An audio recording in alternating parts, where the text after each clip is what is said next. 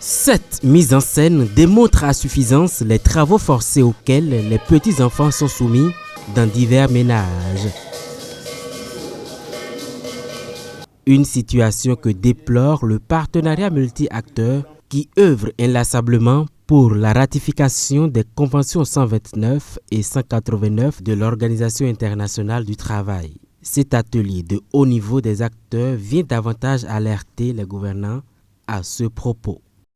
Atelier de haut niveau au regard de la thématique. La thématique, la ratification de des conventions 129 et 189 avec à la toile la lutte contre le travail des enfants. Selon les résultats de l'enquête réalisée par l'INSTAN, le taux de prévalence national en matière de travail des enfants est passé de 52,5% en 2014 à 19,9% en 2022.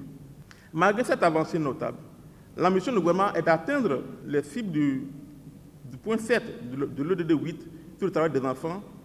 Il eut donc à cet effet de prendre des mesures urgentes. Supprimer le travail des enfants dans les secteurs à forte prévalence, à main d'œuvre infantile comme l'agriculture. Deux grandes communications ont meublé les échanges. Celle inaugurale présente la situation du travail des enfants en général. La dernière démontre surtout l'importance de la ratification des conventions 129 et 189 de l'OIT dans la lutte contre le travail des enfants. Un plaidoyer est adressé par la suite à l'État central en vue de l'éradication de la pratique du travail des enfants.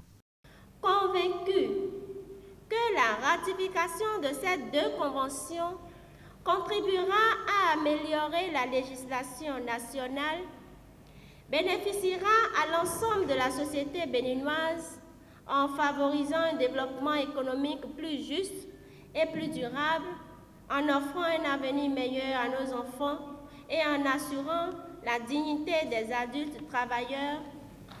Je voudrais juste attirer notre attention là-dessus. C'est le gouvernement qui ratifie, mais c'est le Parlement qui autorise la ratification.